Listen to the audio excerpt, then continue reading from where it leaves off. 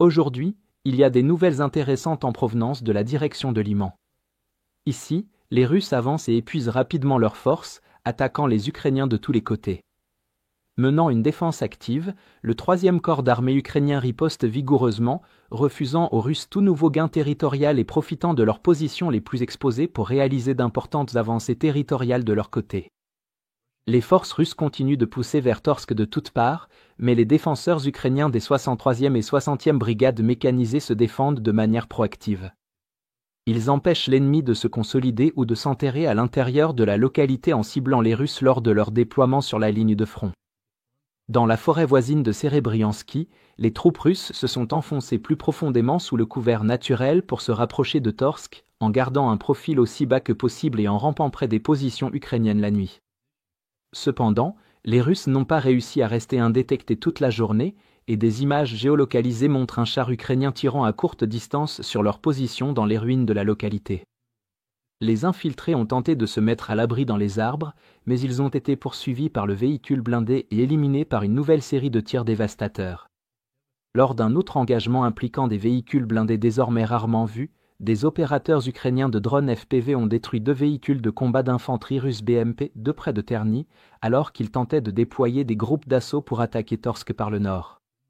Les 2 véhicules ont été immobilisés après l'avoir sauté sur des mines, et les membres d'équipage survivants ainsi que l'infanterie débarquée ont ensuite été éliminés. Ces BMP étaient destinés à soutenir les assauts russes, mais la perte des 2 véhicules, ainsi que de leurs équipages, a stoppé tout l'élan que les Russes espéraient prendre dans cette direction. Cet incident souligne encore l'efficacité de la guerre par drone menée par les Ukrainiens, capables de neutraliser même des cibles lourdement blindées avant qu'elles n'aient un impact sur la bataille, ce qui permet aux Ukrainiens de contrôler de larges portions de la ligne de front même avec un effectif réduit. Bien que Torsk ait une certaine valeur tactique, car sa prise permettrait aux Russes de concentrer enfin davantage de forces contre Yampolivka et Zarykne, le commandement ukrainien a clairement indiqué qu'il ne sacrifierait pas ses hommes pour la défendre à tout prix, rendant une posture défensive mobile et active essentielle. Préserver la vie des soldats et maintenir les capacités de combat des brigades sont prioritaires par rapport à l'attachement à une ligne de défense qui peut être reculée puis reprise à nouveau. Sur la tête de pont russe de l'autre côté de la rivière Zerebet, la situation est bien différente, car les Russes sont surexposés et leurs positions les plus vulnérables sont constamment sous un feu nourri ukrainien, sans que l'artillerie russe puisse riposter sans se dévoiler sur la berge. Les soldats russes doivent parcourir 15 km à pied en rampant pour éviter d'être immédiatement repérés par les drones ukrainiens, rendant toute tentative de renfort coûteuse et lente, et toute réaction rapide impossible.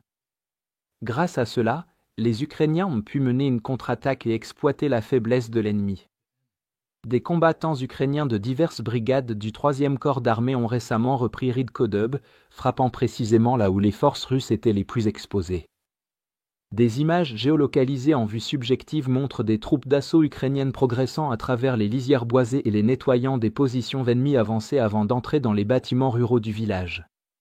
Des vidéos provenant de plusieurs soldats différents montrent en détail comment les opérateurs ukrainiens sécurisent cave après cave, guidés en temps réel par les opérateurs de drones et leurs officiers dans les postes de commandement avancés. Après avoir tué, blessé et capturé des dizaines de soldats russes, les Ukrainiens récupèrent divers documents et armes ennemies comme renseignements et trophées, puis sécurisent la zone. La vidéo révèle également l'utilisation d'un drone terrestre pour livrer des munitions et des fournitures aux soldats pendant la nuit, et pour évacuer un camarade blessé lors de son retour, mettant en avant l'adaptabilité des tactiques ukrainiennes de guerre par drones aériens et terrestres. Ridkodub est désormais totalement débarrassé de la présence russe, et compte tenu des difficultés logistiques pour les forces russes, qui doivent déplacer artillerie, drones et infanterie à travers la rivière tout en évitant la surveillance constante des drones ukrainiens, l'avancée ennemie doit maintenant repartir de zéro. Globalement, les forces ukrainiennes du secteur de Liman résolvent leurs problèmes non seulement en menant une défense active et en absorbant efficacement les attaques russes, mais aussi en reprenant du terrain dès que des opportunités se présentent. Cela enlève l'initiative aux Russes et ne leur laisse pas la liberté d'agir, les maintenant sur la défensive et les empêchant de réaliser des gains dans la région. Si vous êtes contre l'invasion de l'Ukraine et que vous souhaitez soutenir le travail que je fais, pensez à vous abonner à notre site d'actualité indépendant. Vous y trouverez nos analyses stratégiques exclusives, des aperçus complets de tous les fronts et des vidéos d'analyse tactique régulières. En vous abonnant, vous montrerez non seulement votre soutien à cette chaîne, mais vous aiderez également à défendre le journalisme indépendant. Le lien vers notre site est dans la description. Merci d'avoir regardé ce reportage et je remercie tous ceux qui ont décidé de nous rejoindre.